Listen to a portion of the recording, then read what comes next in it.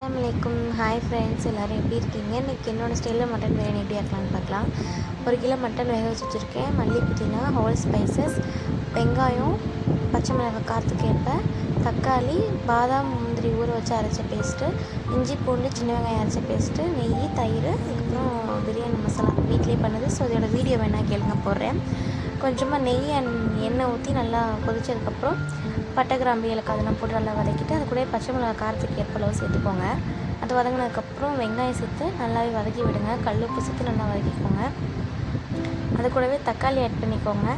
தக்காளி ஆட் பண்ணுற clip miss பண்ணிட்டேன். ஸோ தக்காளி ஆட் பண்ணிட்டு நல்லா வதக்கிட்டு இஞ்சி பூண்டு சின்ன வெங்காயம் அரைச்சி மசாலா சேர்த்து நல்லாவே இதோட வதக்கிக்கோங்க.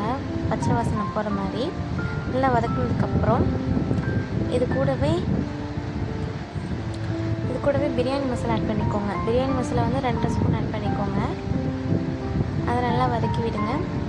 வதக்கி விட்டதுக்கப்புறம் மிளகாத்தூள் ஒரு 2 ஸ்பூன் அளவு ஆட் பண்ணிக்கோங்க. காரத்துக்கு ஏற்ப அளவு பாதாம், முந்திரி அரைச்ச பேஸ்ட்டு இது கூட ஆட் பண்ணி நல்லா வதக்கிட்டு தயிர் ஒரு பாக்கெட் கம்ப்ளீட்டாக ஊற்றிடுங்க.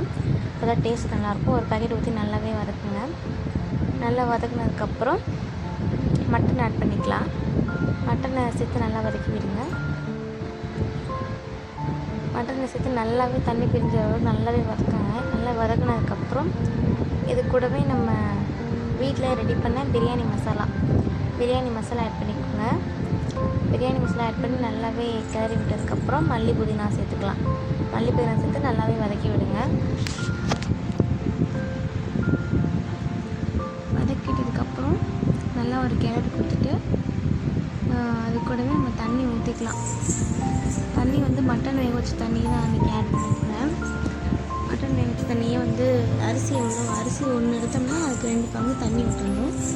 நான் மட்டன் வேக வச்ச தண்ணியும் அதுக்கப்புறம் அடிஷ்னலாக கொஞ்சம் தண்ணி ஊற்றி 2 இது விட்டுருக்கேன். தண்ணி 2 பவுல் விட்டுருக்கேன். ஆமாம், 1 பவுல் அரிசிக்கு 2 பவுல் தண்ணின்ற மாதிரி கணக்கு வச்சுக்கோங்க. தண்ணி ஊற்றி நல்லா வந்து மூடி வச்சுருங்க. இப்போ செக் பண்ணிவிட்டு அதுக்குள்ளே அரிசி போட்டுக்கோங்க. அரிசி நல்லா போட்டுட்டு நல்லா ஒரு தம் கன்சிஸ்டன்சி வரணும். அது வந்ததுக்கப்புறம் லெமன் ஆட் பண்ணிக்கோங்க. லெமன் ஆட் பண்ணுற கிளிப்பு மிஸ் ஆகிடுச்சு, சாரி.